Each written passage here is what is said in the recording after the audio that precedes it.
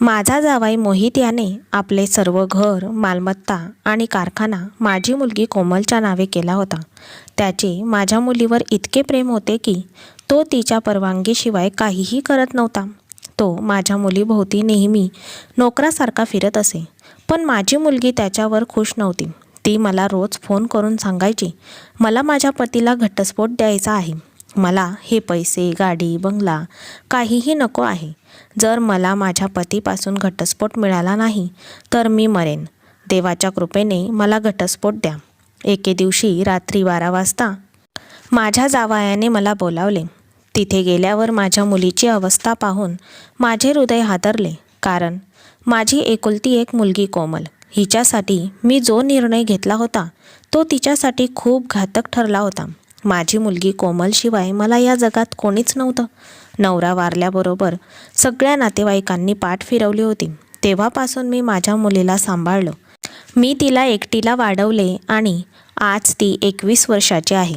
आम्ही दोघे एकमेकांना आधार देतो. एकमेकांना पाहून आम्ही जगतो. माझी मुलगी, देवाने तिला खूपच सौंदर्य दिले होते.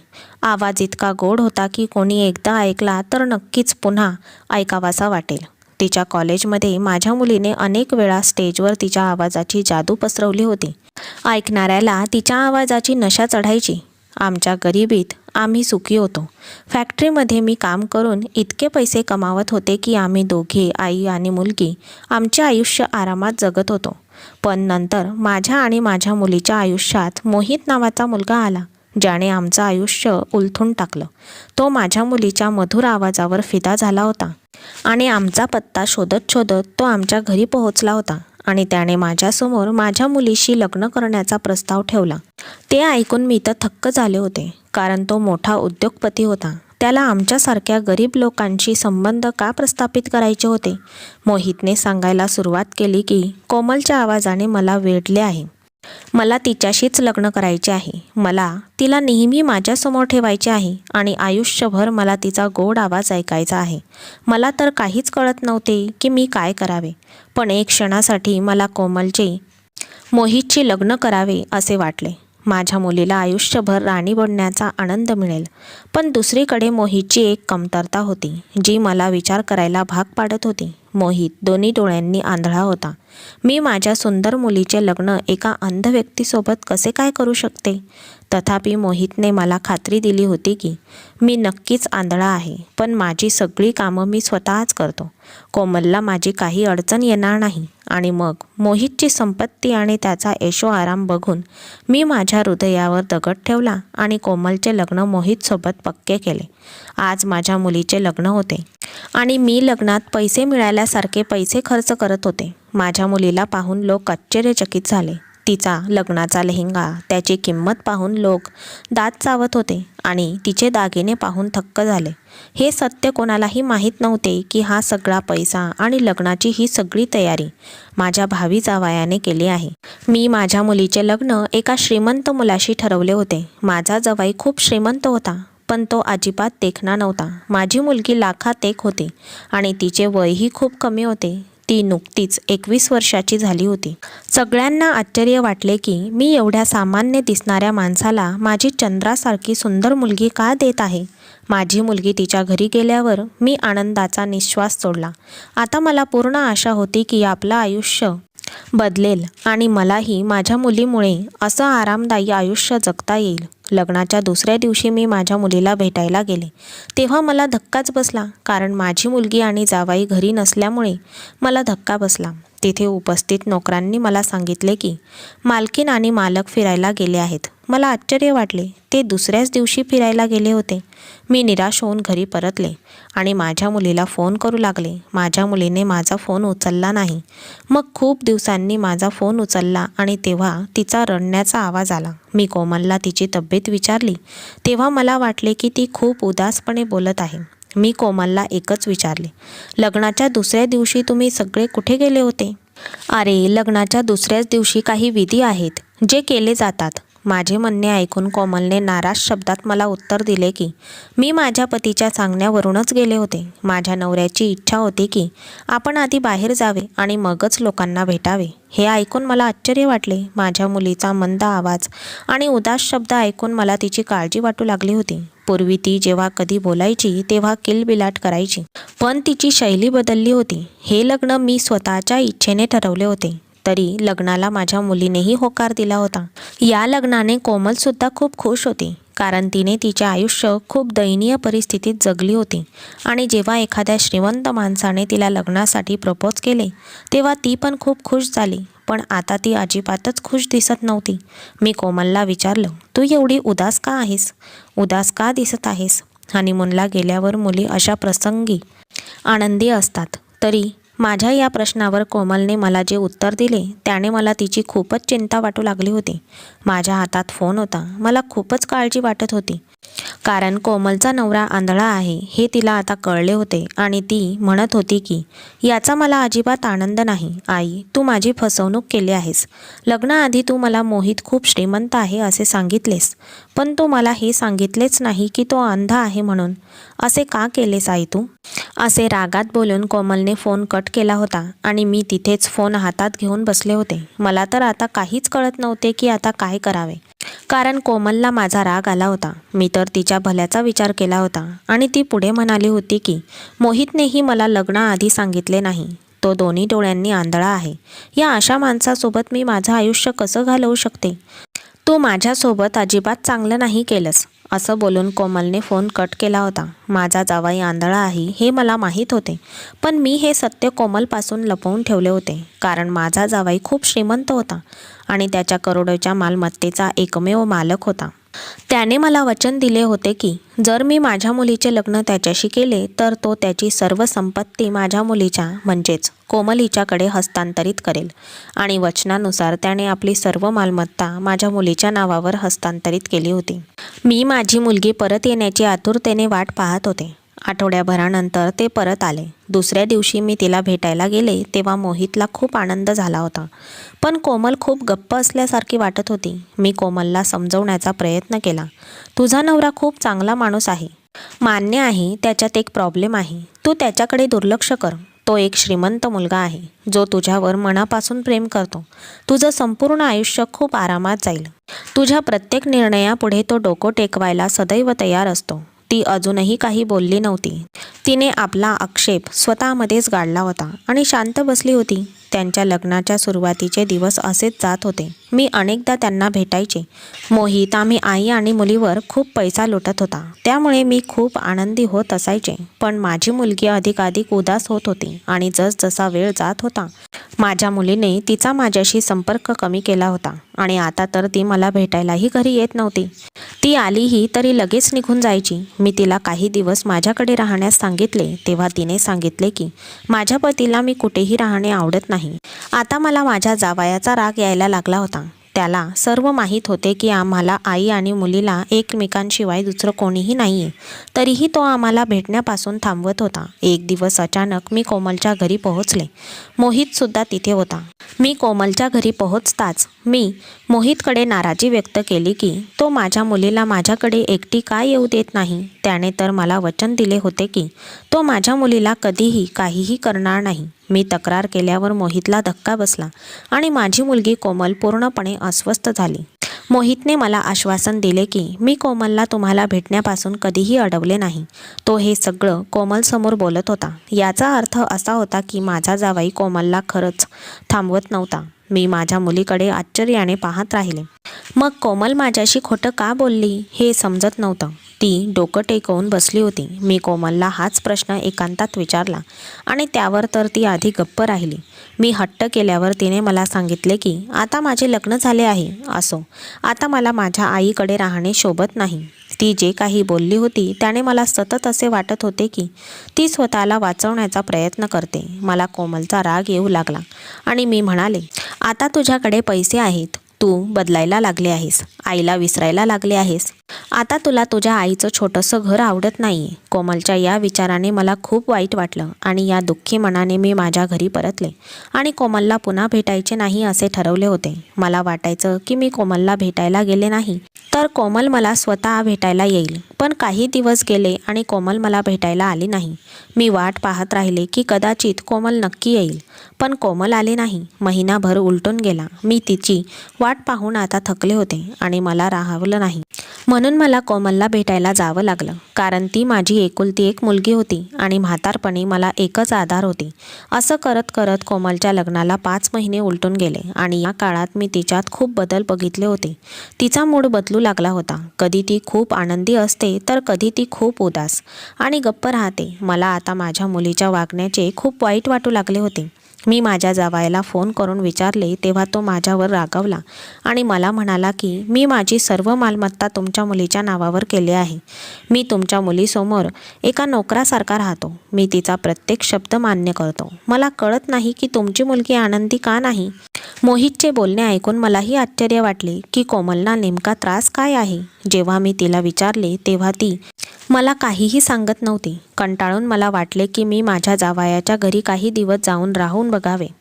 दोष कुणाचा आहे ते शोधून काढावे. मी मोहितची परवानगी घेतली तेव्हा मोहितने आनंदाने मला परवानगी दिली. पण मी तिच्यासोबत तिच्या घरी काही दिवस राहायला येत आहे हे ऐकून माझ्या मुलीला आश्चर्य वाटले आणि मला येऊ न देण्याचा प्रयत्न करू लागली. पण मी तिचं काहीही ऐकून घेतलं नाही. मी माझ्या निर्णयावर ठाम होते. मी काही दिवस माझ्या मुलीच्या घरी राहायला आले. त्या दोघांनाही बघून मला खूप बरं वाटलं. मी दुसऱ्या दिवशी तिथेच होते. मी माझ्या मुलीशी बोलायला तिच्या खोलीत गेले तेव्हा दारात मला माझ्या मुलीचा मंद आवाज ऐकू आला. मला वाटले की माझी मुलगी आणि मोहित बोलत आहेत म्हणून मी तिथून परतले. पण काही वेळाने मोहित घरी आला आणि मला आश्चर्य वाटले आणि तेवढ्यातच माझी मुलगी मला म्हणाली, जर याला काही दिसतच नाही मग हा सतत बाहेर का जात असतो. तिने मला अजून सांगितले की मी सकाळपासून झोपले आहे आणि तो बाहेर गेला होता आणि आता परत येत आहे. तिचे बोलणे ऐकून मला खूपच आश्चर्य वाटले. तो म्हणाला होता की मी अंध असूनही मी माझा व्यवसाय स्वतः सांभाळण्याचा प्रयत्न करतो. मी कामावर जातो हे मला लक्षात होते, पण आता त्याला असे बाहेर येऊन येताना पाहून मला धक्का बसला होता. कारण मी माझ्या मुलीला एका माणसाशी बोलताना ऐकले होते. पण माझ्या जावयासमोर मी गप्प राहिले. पण जेव्हा मला संधी मिळाली तेव्हा मी कोमलला एकटीला विचारले की ती तिच्या खोलीत कोणाशी बोलत होती. माझ्या प्रश्नावर कोमलने माझ्याकडे बघितले आणि म्हणाली की मी माझ्या खोलीत एकटी होते आणि फोनवर मित्राशी बोलत होते. जेव्हा माझी मुलगी घरी एकटी असते तेव्हा मला ती अनेकदा कुणाशी ना कुणाशी बोलत आहे असे जाणवायचे. ती अनेकदा खोलीचा दरवाजा बंद ठेवायची, त्यामुळेच मला काही दिसत नव्हते. पण जेव्हा माझ्या लक्षात आले की प्रत्येक वेळी मी तिच्या खोलीकडे गेले तेव्हा मला एखाद्या पुरुषाचा आवाज ऐकायला येत होता. मला खूप काळजी वाटत होती. पण मी माझ्या मुलीला समजून घेण्याचा प्रयत्न केला. पण ती म्हणायची की ती कोणाशी बोलत नाही. मी जे बोलायची ते ती साफ नाकारायची. आता मला खरं काय आहे याची काळजी वाटायला लागली होती. मला वाटू लागलं होतं की कदाचित मी वेडी झाली आहे. पण खरं काय आहे हे मला जाणून घ्यायचे होते. म्हणूनच मी माझ्या मुलीची हेरगिरी केली. सतत मी तिचा पाठलाग करू लागले. पण मला काही सुगावा लागला नाही आणि मी वैतागून घरी आले. आता मला तर आयुष्यभर माझ्या मुलीसोबत राहता येणार नाही. म्हणून मी माझ्या घरी गेले. साधारण महिन्याभरानंतर कोमलने मला फोन करून असा धक्का दिला की माझे भान हरपले. कोमल रडत होती आणि मला म्हणाली की आता मी थकले आहे. मला आता माझ्या पतीसोबत राहायचे नाही. मला घटस्फोट हवा आहे. मी समजावूनही ती खूप दुःखी होती. पण अचानकच ती रागाने ओरडली आणि म्हणाली की माझा नवरा आता मला सहन होत नाहीये. मी हळूहळू मानसिक आजारी बनत चालली आहे. मी आता त्याच्यासोबत राहू शकत नाही. माझ्या मुलीच्या बोलण्याने मला धक्का बसला. मी घाबरले. मी लगेच माझ्या मुलीच्या घरी पोहोचले. तिच्या घरी पोहोचल्यावर मला मोठा धक्का बसला होता. कारण माझ्या समोरचे दृश्य असे होते की कोमल रडत होती आणि एक मुलगा तिला गप्प करण्याचा प्रयत्न करत होता. कुरळे केस, काळे चमकणारे डोळे असलेला मुलगा माझ्या मुलीजवळ उभा होता. मी तिच्याजवळ गेले आणि एका झटक्याने त्या मुलाला कोमलपासून दूर केले होते.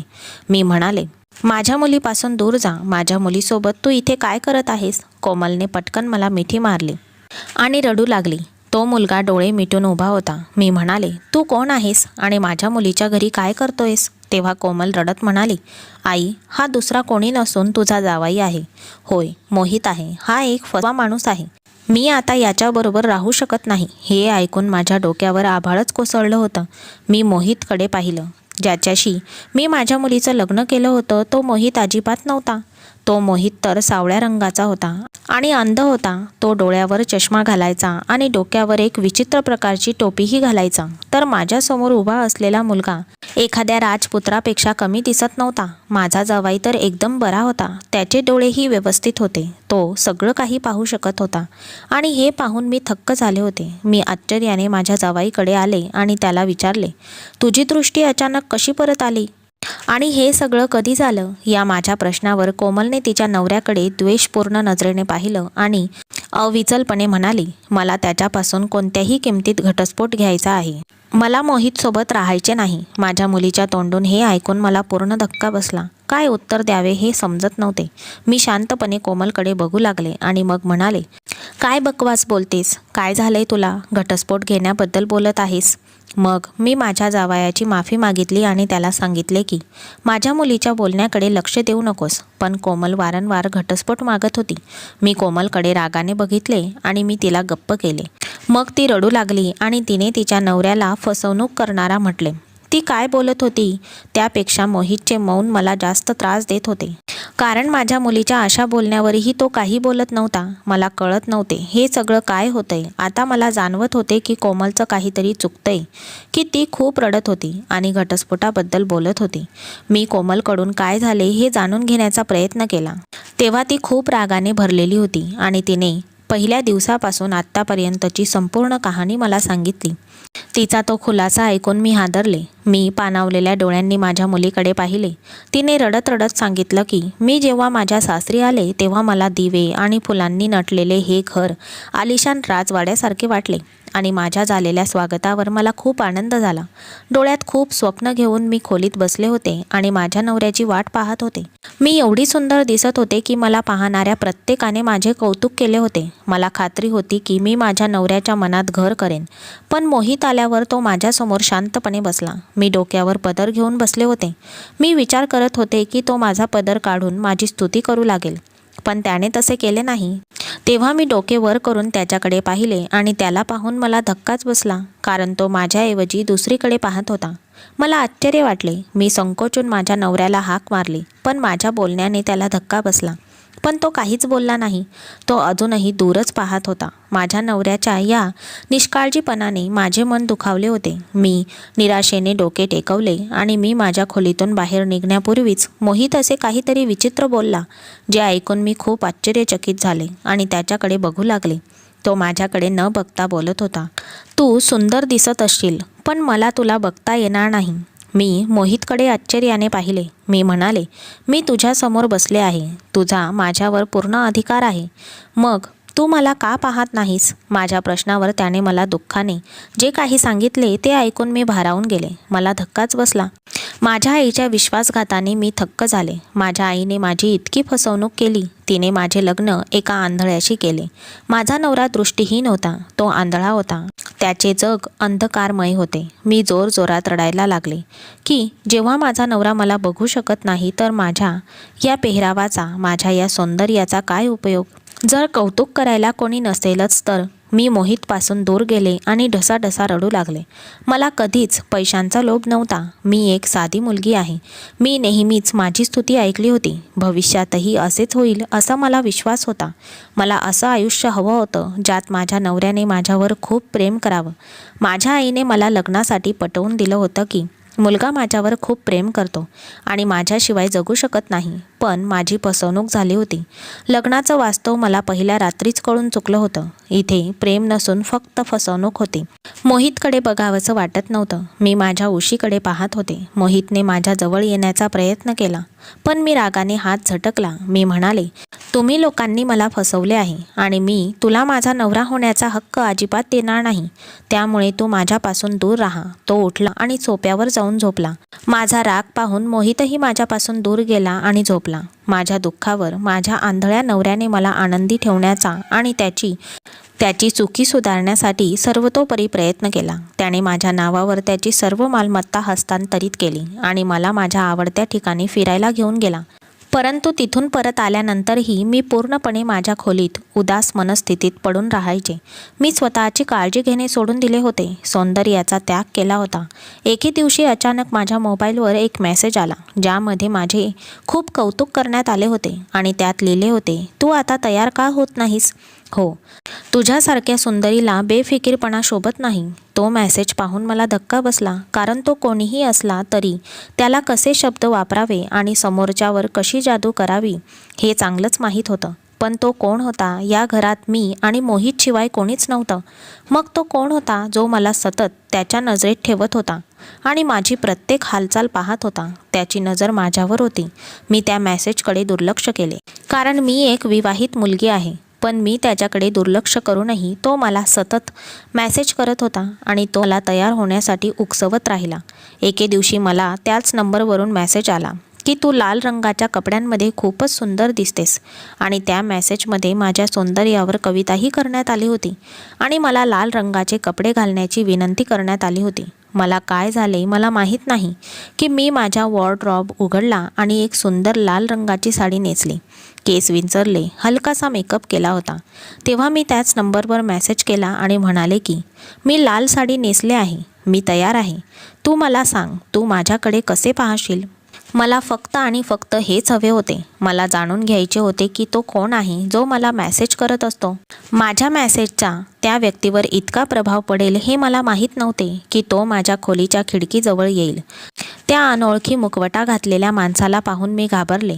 तो गोरा रंगाचा तरुण मुलगा होता आणि मुखवट्यातही त्याचे डोळे सुंदर दिसत होते. मला अंदाज आला होता की तो जो कोणी होता तो स्वतः खूप गोंडस होता आणि बहादूर देखील होता, जो मला भेटायला माझ्या घरी पोहोचला होता. मला त्याला परत पाठवायचे होते, पण मी हे करू शकले नाही. तो त्याचे तोंड दाखवायला विरोध करत होता. मला त्याने खोलीत बसवले, पण त्याच्या डोळ्यात माझ्याबद्दल प्रेम व तळमळ स्पष्ट दिसत होती. तो माझी स्तुती करत राहिला. मला त्याचा सहवास आवडू लागला आणि त्यानंतर ते नित्याचेच झाले. तो मुलगा रात्रंदिवस माझ्याशी फोनवर बोलायला लागला आणि माझे पती जेव्हा जेव्हा बाहेर जायचे तेव्हा तो घरी यायचा. तो माझ्यावर आतोनात प्रेम करू लागला आणि मी सुद्धा त्याची स्तुती आणि जादुई बोलण्यात मग्न झाले. पण मी कधीच माझी मर्यादा ओलांडली नाही. त्या मुलाला माझ्याजवळ यायचे असले तरी मी त्याला दूर ठेवले. मी नेहमीच लांब राहिले त्याच्यापासून. एक रात्री मोहित कामानिमित्त गावाबाहेर गेला होता. तो मुलगा रात्री माझ्या खोलीत आला आणि त्याने मला आपल्या मिठीत घेतले आणि म्हणाला, कोमल, मी आता तुझ्याशिवाय राहू शकत नाही. आज ते सगळं घडू दे ज्याच्यासाठी मी खूप तळमळत आहे आणि तू नेहमी माझ्यापासून दूर राहतेस. पण मी त्या मुलाला माझ्यापासून दूर ढकलले होते. मी म्हणाले की हे सर्व चुकीचं आहे. मी विवाहित आहे. माझ्या पतीवर प्रेम नसले तरी पण मी त्याला फसवूही शकत नाही. त्या मुलाच्या कृत्याचा मला राग आला होता. रागाने मी त्याला घराबाहेर काढले. माझा राग पाहून तो घाबरला आणि माझी माफी मागू लागला. आजच्या नंतर असे कधीच होणार नाही. मी असं काही करणार नाही. माझंही त्याच्यावर खूप प्रेम होतं. मी त्याला लगेच माफ केलं होतं, पण तो मला कधीच हात लावणार नाही या अटीवर. त्यानंतर त्याने मला कधीही स्पर्श केला नव्हता. आम्ही थोडा वेळ बोलायचो आणि निघून जायचा. कधी कधी माझा विवेक मला आतून सांगायला लागत होता की हे सर्व बरोबर नाही, पण मनात विचार यायचा की माझ्या आईनेही माझी फसवणूक केली आहे. होय, माझे एका अंध व्यक्तीशी लग्न करून मी माझ्या नवऱ्याला सोडून त्या मुलावर प्रेम करायला लागले होते. मी माझ्या पतीच्या सामान्य दिसण्याबद्दल आणि अंधत्वाबद्दल सतत तक्रारी करू लागले होते. मला माझ्या पतीचा सहवास आता सहन होत नव्हता. मी त्या मुलाच्या येण्याची वाट पाहत राहायचे. मी ज्याच्या प्रेमात पडले होते आणि माझ्यावर सत्ता असलेल्या माझ्या नवऱ्याचा मी तिरस्कार करत होते. मी गोंधळून गेले होते. माझ्या आईलाही माझ्यातील बदल जाणवायला लागला होता. ती मला सतत समजावू लागली होती. मला याची जाणीव करून देत होती की जेव्हा आम्ही दोघे खूप असहाय्य होतो तेव्हा त्या व्यक्तीने आपल्याला स्वीकारले. आपली अवस्था खूप वाईट होती. त्याने आपल्याला दत्तकच नाही तर आपल्याला एक चांगलं आयुष्यही दिलं. माझ्या आईने समजावलं असलं तरी मी आणखी गोंधळले होते. मला माझ्या नवऱ्यावर प्रेम करायचं होतं आणि त्याच्याशी विश्वासू राहायचं होतं. पण माझा नवरा मला हवा तसा माणूस नव्हता. तो एक मुखवटा घातलेला मुलगा होता जो माझ्यावर जीवापाड प्रेम करत होता. मला दिसत होतं, मला माझी चूक कळत होती. माझं हृदय आणि मनाच्या लढाईत मी हळूहळू एक मानसिक रुग्ण बनत होते. त्या दिवसात माझी आई आमच्या घरी राहायला आली होती. मला काळजी वाटत होती की आता मला त्या मुलाला भेटायला जमणार नाही. पण त्याने मला सांत्वन दिले आणि सांगितले की आपण तुझ्या नवऱ्याला मूर्ख बनवले आहे. मग तुझ्या आईलाही कळणार नाही. जेव्हा माझा नवरा बाहेर असायचा, तो मुलगा गुपचूप खिडकीतून येत असायचा. तो माझ्या खोलीत यायचा. एक दिवस आईला माझ्यावर संशय आला. तिने जेव्हा मला विचारले तेव्हा मी स्पष्टपणे नकार दिला.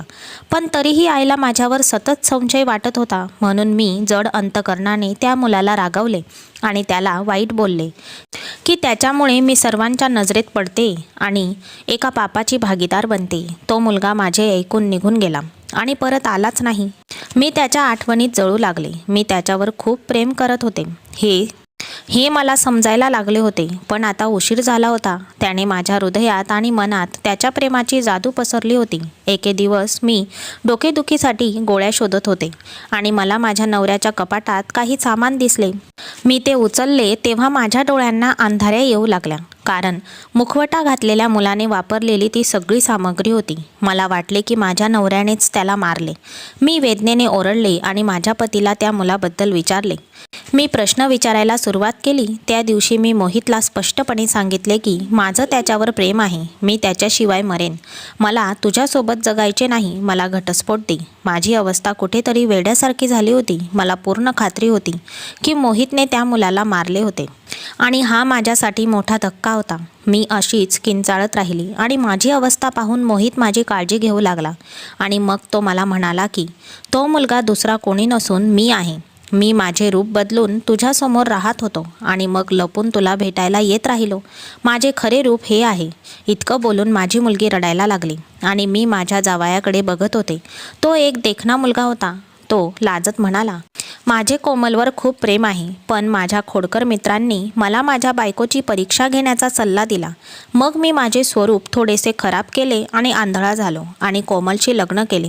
माझ्या या नाटकात मी कोमलला खूप दुखावलं होतं. कोमल ती पण रडत होती. कोमल म्हणू लागली की तो लबाड आणि फसवणूक करणार आहे. त्याने मला फसवले आहे. जर मी त्या रात्री त्याच्या प्रेमात वाहून गेले असते आणि जे मी करायला नको होते ते सर्व केले असते तर मोहित मला कायमचा सोडून गेला असता.